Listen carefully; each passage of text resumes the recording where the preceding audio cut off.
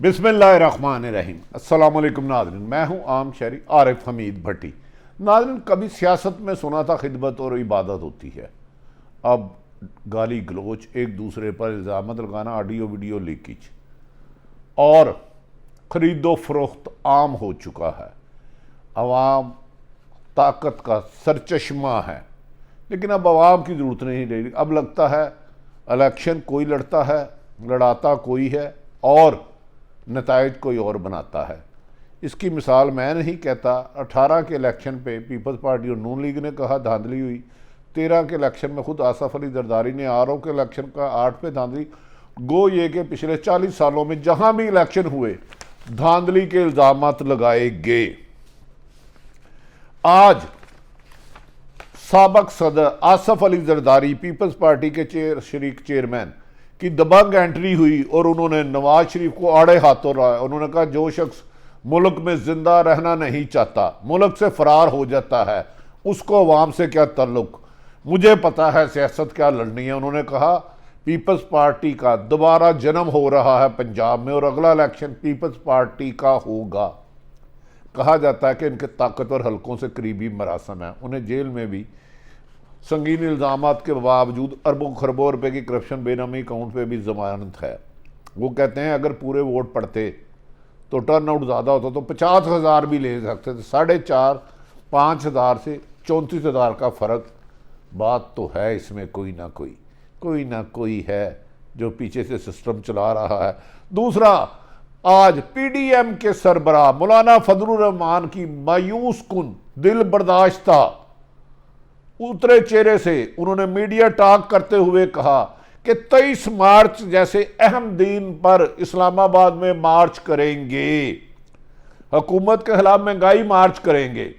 इससे पहले बुलंदवा बाले दावे किए जा रहे थे कि इस्तीफे दे देंगे, इमरान खान की हुकूमत को चलने नहीं देंगे, ये जाली हुकूमत है, ये फ्रॉड हुकूमत है, ये सिलेक्टेड है, इसको सिलेक्ट किया गया है, सिलेक्टरों को भी नहीं छोड़ेंगे।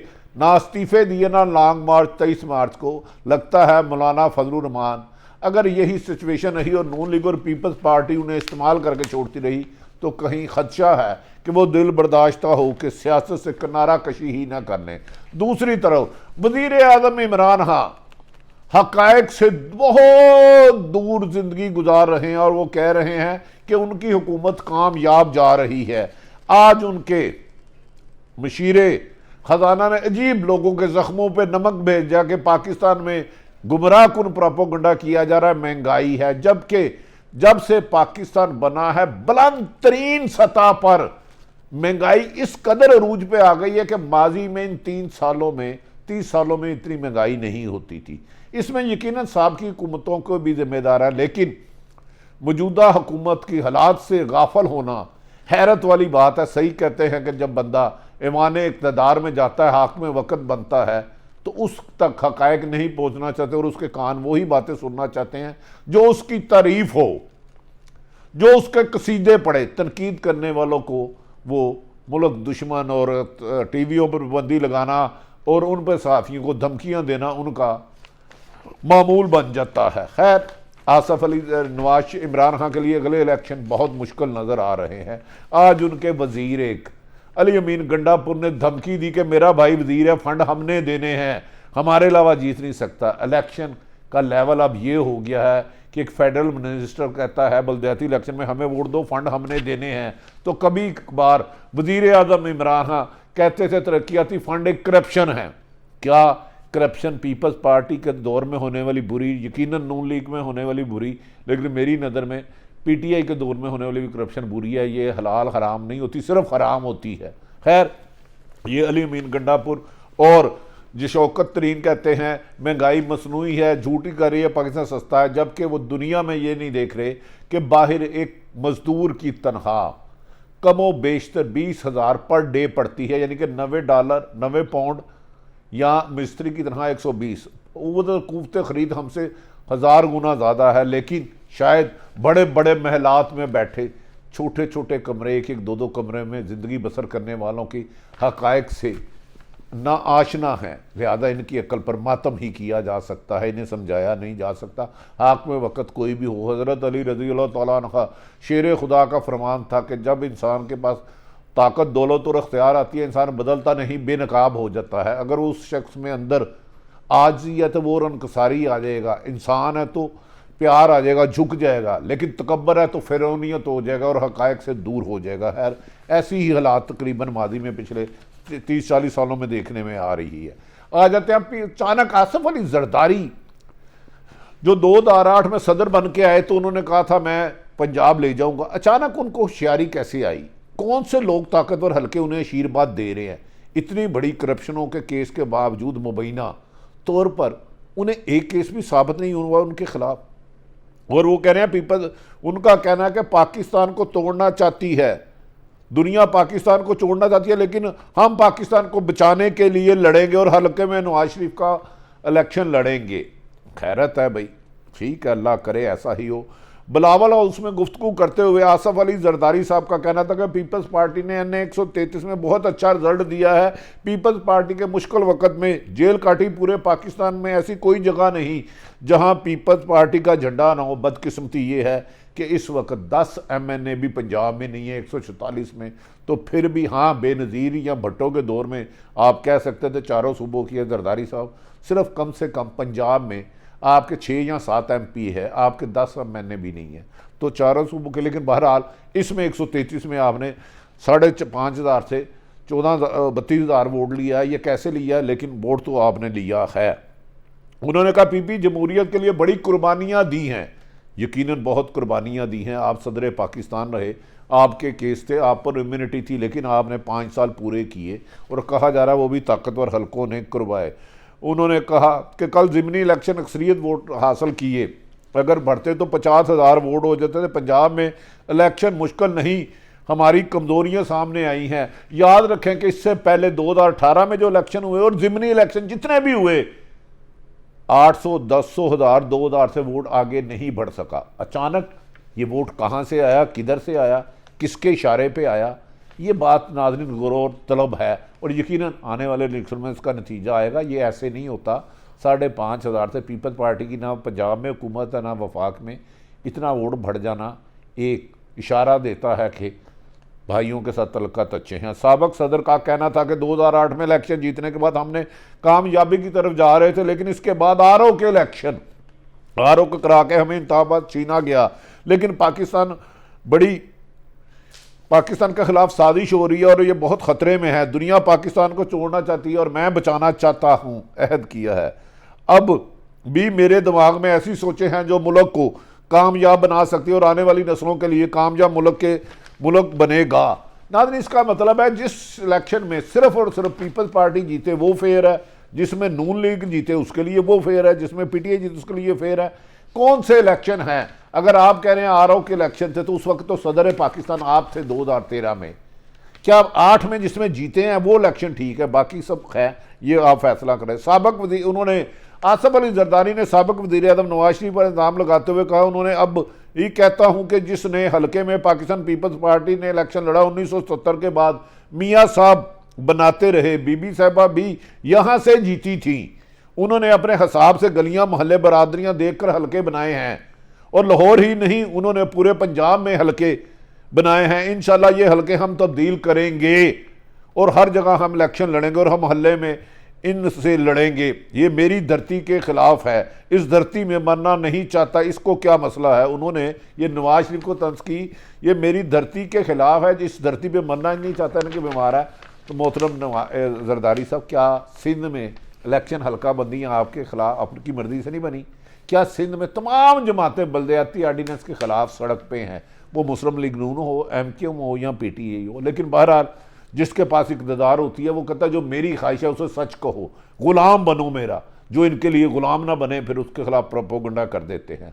हुकूमत करना यकीनन सियासतदानों का काम है, लेकिन अगर हुकूमत में गलतियाँ होगी तो उसकी निशानदेही करना सहाफ़ियों की बुनियादी जिम्मेदारी है, क्योंकि कोई भी असल जर्नलिस्ट किसी एक सियासी जमात का तर्जमान नहीं होता, ना वकील होता है। उसका काम है फैक्ट्स लाना, जहाँ अच्छे काम है वो बताए, जहाँ गलत काम है मैंने बता दिया। नादरीन, अपोजिशन के गुब्बारे में हवा तो कभी थी नहीं पीडीएम में। आज मौलाना फजलुर रहमान जो 3-10 दिन पहले कहते थे कि अगर 6 दिसंबर के इजलास के बाद अगर नून लीग ने इस्तीफे ना दिए तो मैं इस्तीफ़ा दे दूंगा और पीडीएम की सदारत से, और इन्हें इस्तीफे देने होंगे, लॉन्ग मार्च का ऐलान किया। लेकिन आज मायूसी के आलम में नून लीग ने उन्होंने झंडी दिखा दी। पहले पीपल्स पार्टी पीडीएम का साथ छोड़ गई, अब नून लीग भी लगता है अमलन छोड़ गई है। उन्होंने कहा ना हमने इस्तीफे देने हैं ना लॉन्ग मार्च करना, हमने जो करना कर लो। फिर बेबसी की आलम तस्वीर बने हुए मायूसी के आलम में आज मौलाना फजलुर रहमान ने मीडिया से गुफ्तगू करते हुए कहा ना इस्तीफे ना लॉन्ग मार्च ना धरना। उन्होंने कहा 23 मार्च को महंगाई के खिलाफ इस्लामाबाद में मार्च करेंगे। 23 मार्च जो उसकी अहमियत अपने आप खुद जानते हैं। मौलाना फजलुर रहमान ने पीडीएम के इजलास के बाद इस्लामाबाद में गुफ्तगू करते हुए कहा तमाम पार्टी सरबराहान, भाई आपको नून के अलावा है कौन, किस पार्टी के कितने अरकान असम्बली है ज़रा ये भी बता दें। और इनके नुमाइंदों ने शिरकत की।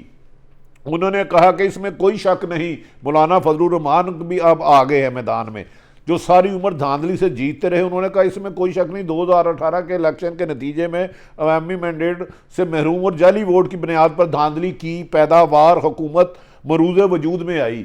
मौलाना साहब जब आप कश्मीर कमेटी के रहे, आपका ही आसफ अली जरदारी सियासी गुरु कहता है 2013 का भी आरओ के इलेक्शन है, 2008 पे भी सवालिया निशान है कि वो डील के तहत आए थे, 2 के भी, 97 के भी, 93 के भी।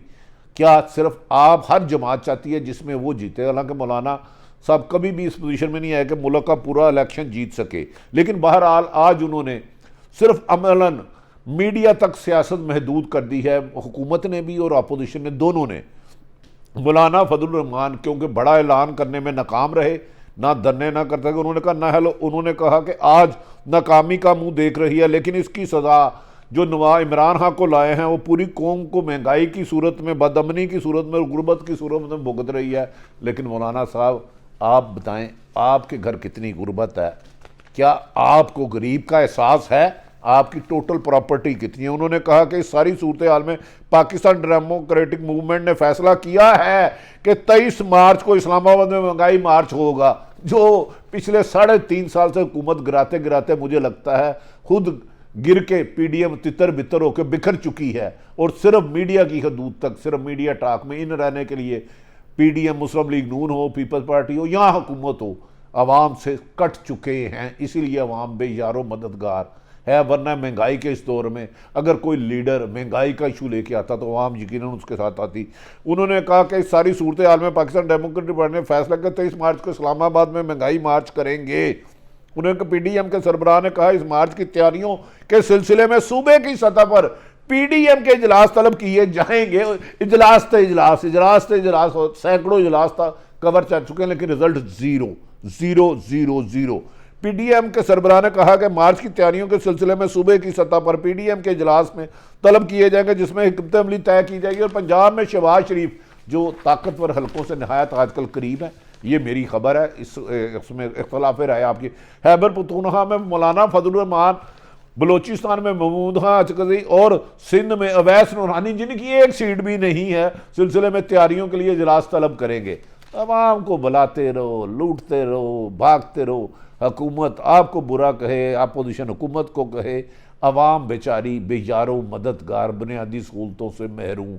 इस जमहूरियत में डिक्टेटरशिप को मात कर दिया है। जमहूरियत होती है अवाम की हुकूमत, अवाम के लिए, अवाम के ज़रिए।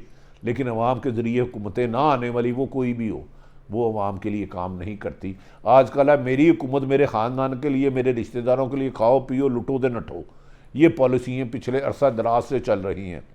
इस मौके पर मौलाना फजलुर रहमान ने कहा पीडीएम की इस सिलसिले में वकला बरादरी, सिविल सोसाइटी और तजारती हलकों से भी मशावरत करके सेमिनार करेंगे। अलबत्ता सवाल का वाज़ेह जवाब नहीं दिया कि 23 मार्च को इस्लामाबाद में धरना होगा या लॉन्ग मार्च होगा, इसको गोल करके 23 मार्च को जलसा करेंगे। भाई आप आगे भी सैकड़ों कर चुके हैं और भी करें, इससे इमरान खान की हुकूमत नहीं जानी। वो महंगाई जैसे तूफ़ान, IMF की सख्त शराइत, सऊदी अरब की नाराज़गी के बावजूद जो ताकत इनको लाई है, अवामी ताकत, यानी कि वो घर नहीं भेज रही। तो इस मुल्क के लिए आप सब दुआ करें कि इस मुल्क में आम शहरियों को उसकी सहूलत मिले। नाज़रीन, उनका कहना था कि पीडीएम के इजलास में इस्तीफों के मुतालिक गौर हुआ। ये गौर करते करते पूरे 5 साल आ देंगे और इमरान खान अगले इलेक्शन में इनका मद्दे मुकाबल होंगे। असूली तौर पर इस पर इत्तफाक राय मौजूद है, लेकिन देने नहीं। यार, आप में हिम्मत है, नून लीग इस्तीफे देगी जो बारगेनिंग करके खरबों रुपए के, इमरान खान ने कहा था ये करप्शन में मुलव्वस है, एक केस में सजा नहीं हुई। नवाज शरीफ को उसी दौर में हुई थी, अब नहीं हुई। नाज़रीन, ये सारी सहूलतें हाथ रख रही है। इस मौके पर मौलाना साहब ने सियालकोट वाक़े की पूरे दौर में मत की। हाँ, सियालकोट का वाक़या ऐसा है कि हर मुसलमान का सर शर्म से झुक गया है। कोई आशिक रसूल किसी दूसरे शख्स को, चाहे उसका मजहब कोई भी हो, हाथ नहीं उठा सकता। इस मुल्क ने जब तक कौम ना जागी, याद रख लें, ऐसे हुक्मरान आप पर मुसल्लत रहेंगे जिनकी सोच और मकसद में, रास्ते में आपसे का ज़मीन आसमान का फ़र्क होगा। ऐसी सूरत हाल में इस कौम को जागना होगा। ना जागे तो फिर ठीक है, लोग आप पर मुसल्लत होते रहेंगे, आप गुलामों की तरह ज़िंदगी गुजारते रहेंगे। आज जियो या कल मरो, ज़िंदगी तो गुजर ही जानी है। पाकिस्तान जिंदाबाद।